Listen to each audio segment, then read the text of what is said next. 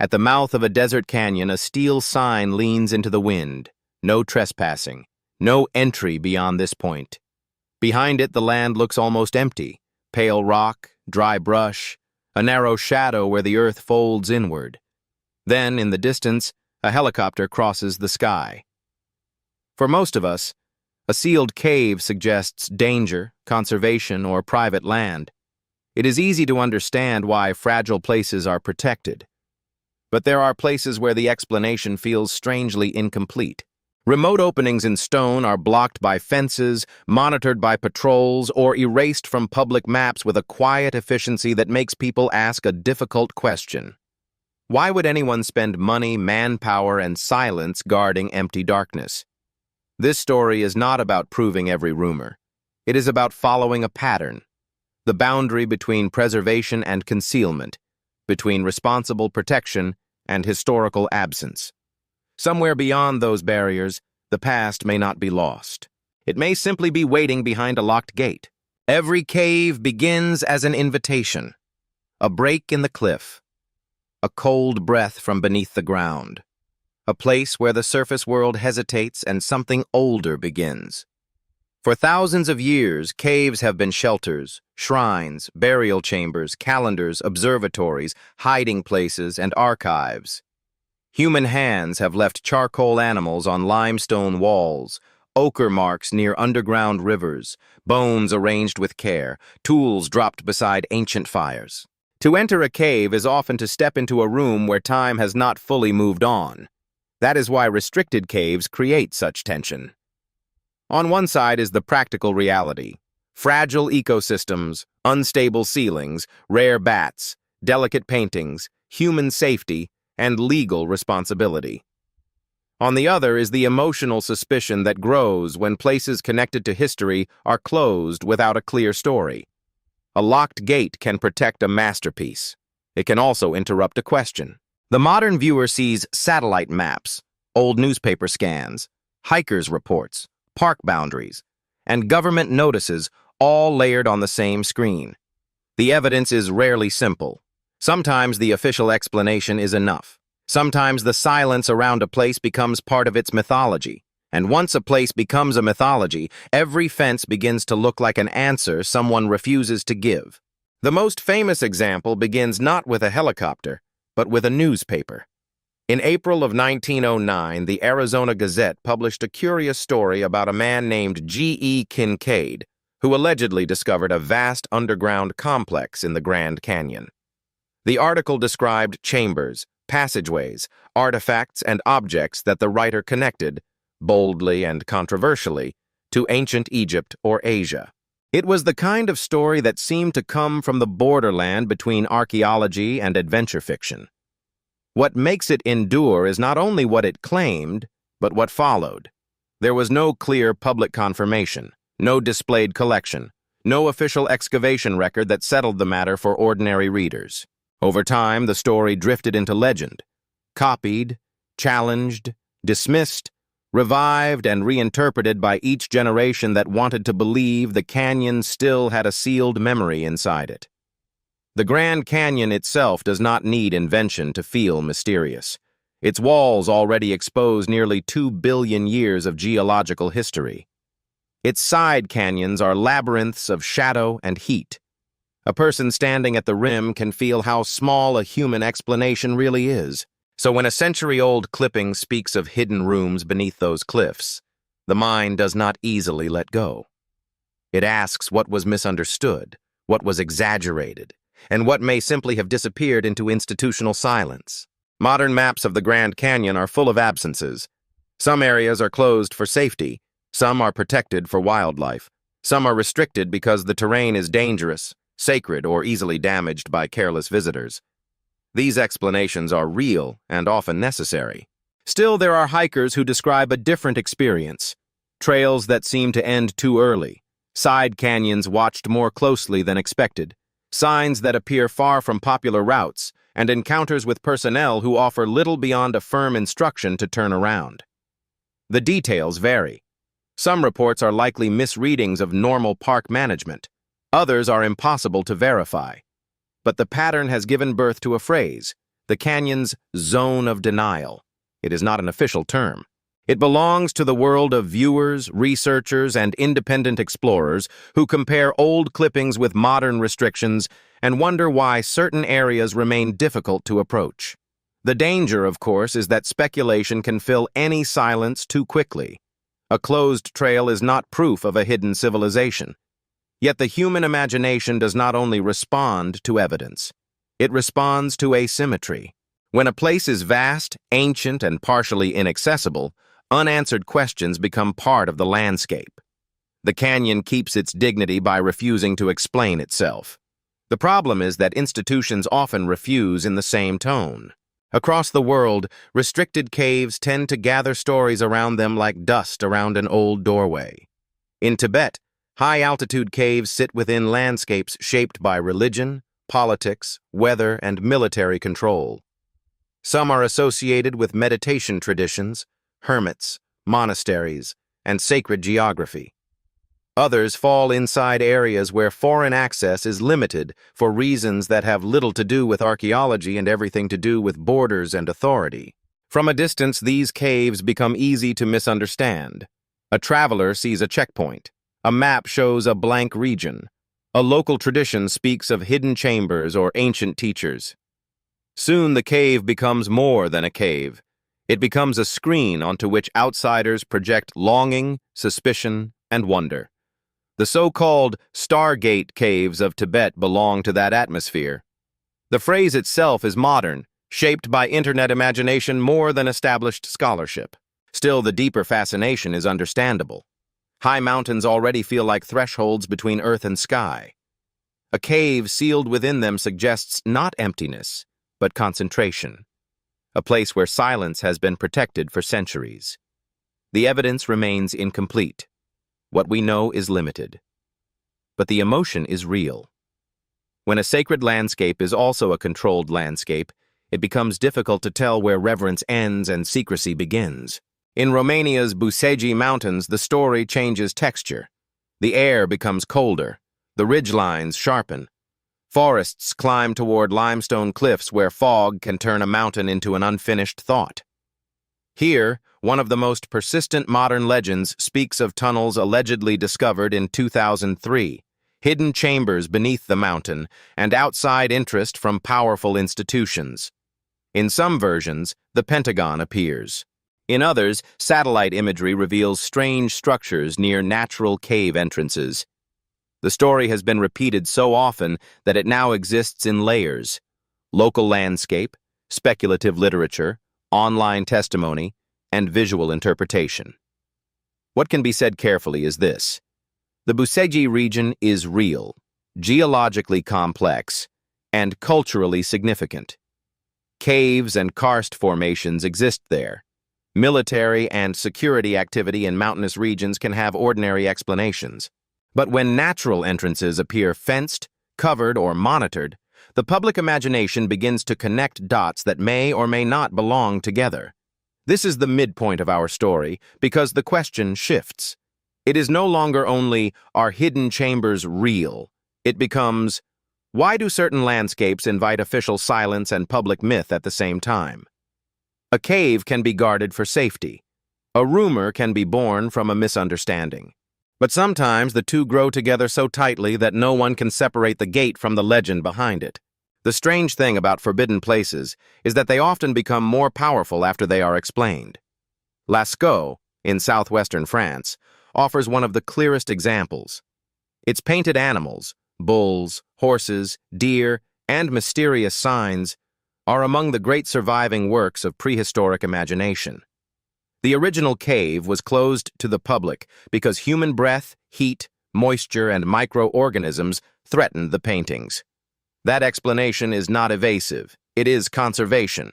And yet Lascaux has also attracted theories about deeper levels, hidden passages, undisclosed symbols, and guarded sections beyond the famous chambers. Most of these claims remain unverified. Some are born from the simple fact that replicas are now what most visitors see, while the original remains protected behind scientific controls. But Lascaux raises an important truth. Even when closure is justified, It changes the relationship between people and history. The public must trust experts to guard something it cannot see. The visitor must accept that absence is a form of care. For many, that is reasonable. For others, it feels like being asked to inherit a memory through a locked door. This is where the emotional conflict deepens. Protection and withholding can look almost identical from the outside. The difference depends on trust, and trust is fragile, especially when the past belongs to everyone. But access belongs to only a few. When these sites are placed on a map, a pattern seems to emerge. Not proof, but a pattern. Restricted land often overlaps with places of deep historical interest. Deserts with old migration routes, canyons with rock shelters, mountains with sacred caves, forests with burial sites, military zones built over ancient roads, conservation areas surrounding fragile ruins. Some overlap is inevitable. Ancient people lived near water, shelter, minerals, and defensible terrain. Modern governments also value remote, controlled, strategic terrain. The result is a confusing geography. The same qualities that made a place meaningful to the past can make it useful to the present. This is where the idea of official history replacement enters the story. Not as a confirmed program, but as a way some observers describe what they believe they are seeing. A significant site is removed from public reach, then replaced in public language by a safer explanation. Unstable terrain, wildlife protection, land management, or environmental sensitivity. Sometimes that explanation is true. Sometimes it may be incomplete. The difficulty is that ordinary citizens rarely get enough information to tell the difference. History does not vanish only when objects are destroyed. It can also fade when questions are redirected. A cave once associated with memory becomes a hazard zone. A possible archive becomes a restricted corridor. The past remains physically present, but narratively absent. Archives are not always rooms filled with paper. Sometimes they are walls stained by smoke, floors packed with ash, carved marks near a spring, or bones resting where hands placed them long before written language existed. That is why caves matter. They preserve differently from the open world. Wind cannot erase everything. Rain does not reach every chamber. Light does not bleach every surface. In the deep parts of the earth, fragile evidence can wait with extraordinary patience. But fragility also creates a moral problem. The more valuable a cave is, the more vulnerable it becomes. A single visitor can introduce mold. A careless touch can damage pigment older than agriculture. A popular video can send hundreds of people toward a place that cannot survive attention. This means that some restrictions are not sinister at all. They are acts of restraint. The tension comes from how restraint is communicated. When the public is treated as a threat rather than a partner, suspicion grows. When agencies refuse to explain, people build their own explanations. When researchers publish only fragments, viewers imagine the missing pages. The question is not whether every restricted cave hides a suppressed discovery. That would be too simple. The sharper question is whether modern societies know how to protect ancient places without turning protection itself into a source of myth. The reports from hikers and independent explorers often share the same emotional shape. A long road, a remote canyon, a place that looks ordinary on public maps. Then a sign, a locked barrier, a sudden encounter, or a warning delivered with unusual firmness. Nothing dramatic happens. No chase, no revelation. Just the quiet feeling of being stopped before the landscape has explained itself. These experiences are difficult to evaluate. Memory can sharpen uncertainty into meaning. A patrol may be routine. A restricted road may protect a water source, a nesting area, a sacred site, or private property. But the stories persist because they touch something older than suspicion. People want to feel that history is not entirely managed for them. They want to stand near the threshold, smell the cold air coming from the cave, see the mineral stain on the rock, and decide for themselves whether the place matters. In a world of replicas, digital scans, and authorized narratives, direct contact has become rare. Still, access is not always wisdom. Some doors stay closed because opening them would destroy what we hoped to understand. Others stay closed because someone decided the public did not need to know. The challenge is that from outside the gate, both doors look the same. Old photographs have a way of making absence feel personal. A grainy newspaper scan from 1909, a blurred map with a red boundary line, a black and white image of a cave entrance before a fence was built, a satellite view where a road ends in the middle of nowhere. None of these images proves the grandest claims, but together, they create a mood of interrupted inquiry. This is why evidence slides matter in stories like this. Raw images give viewers time to think. They slow the narration down. They let the eye notice what words might rush past: the scale of a canyon wall, the unnatural straightness of a barrier, the loneliness of a checkpoint, the small human sign against a landscape millions of years older than policy. For a mature audience, the power is not in being told what to believe. It is in being trusted to sit with incomplete material. The most honest documentaries do not force mystery into certainty. They show the record, acknowledge its gaps, and ask why those gaps continue to trouble us. A missing file is not automatically evidence of concealment. A restricted cave is not automatically a hidden archive. But when absence repeats across places, decades, and institutions, it becomes part of the story. Not proof, perhaps, but a question that has not fully disappeared. There is another layer beneath this entire subject, and it has less to do with governments than with human longing. We want the earth to remember what we have forgotten. We want hidden rooms to contain missing chapters. We want stone corridors to correct the arrogance of official timelines. In a way, every forbidden cave becomes a symbol of the limits of accepted history. That longing can mislead us. It can make weak evidence feel stronger than it is. It can turn coincidence into design and caution into concealment. But it can also serve a more generous purpose. It reminds us that history is never finished. New discoveries do happen. Old assumptions are revised. Entire cultures have been misunderstood, minimized, or ignored until evidence forced a wider view. The responsible path lies between dismissal and belief. To dismiss every strange report is to pretend institutions are always transparent and history is already complete. To believe every rumor is to abandon the patience that real discovery requires.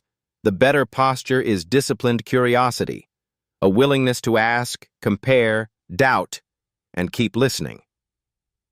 The caves in this story may not all contain lost chambers.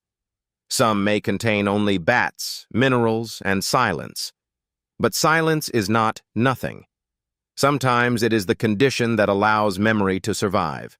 Imagine, for a moment, a future archive opening. Not a dramatic unveiling, not a final answer, but a slow release of records. Old survey notes, conservation files, access logs, archaeological assessments, military land transfers, forgotten photographs, correspondence between agencies. The kind of documents that rarely make headlines, but quietly reshape what careful people are able to understand. That may be where the real story waits. Not in one spectacular chamber beneath the Grand Canyon. Not in a single sealed tunnel in the Bucegi Mountains. Not in a perfect explanation for every patrol, checkpoint, or locked gate. The more meaningful revelation may be administrative, fragmented, human. Decisions made over decades by people balancing protection, power, fear, science, politics, and uncertainty. History is often changed not by one hidden object, but by the recovery of context.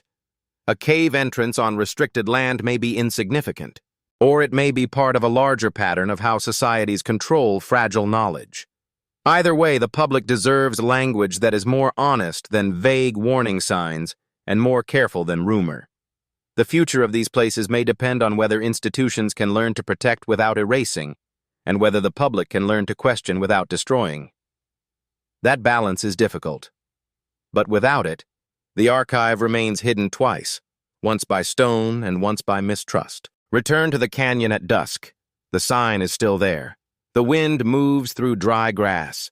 Somewhere beyond the barrier, the rock cools as the sun lowers, and the cave mouth becomes a darker shape inside the shadow of the earth. It may lead nowhere extraordinary. It may hold only silence, dust, and the patient work of geology. Or it may hold a fragment of a story that has not yet been given back. The question we began with was simple. Why guard empty holes in the ground? After following the clues, the answer is no longer simple. Some caves are guarded because they are fragile. Some because they are dangerous. Some because they are sacred. Some because they fall inside systems of power that do not easily explain themselves. And some, perhaps, because the past inside them would complicate the story we have been told. What matters is not to replace one certainty with another. The wiser path is to keep the question alive without turning it into accusation. Share the places you have seen, the gates that felt unusual, the maps that seemed incomplete, the quiet refusals that stayed with you. Not because every barrier hides a revelation, but because memory often survives through witnesses. The archive may remain hidden for now, but history has always had a patient way of returning, through dust, through stone, through documents, and through the human need to ask what lies just beyond the threshold.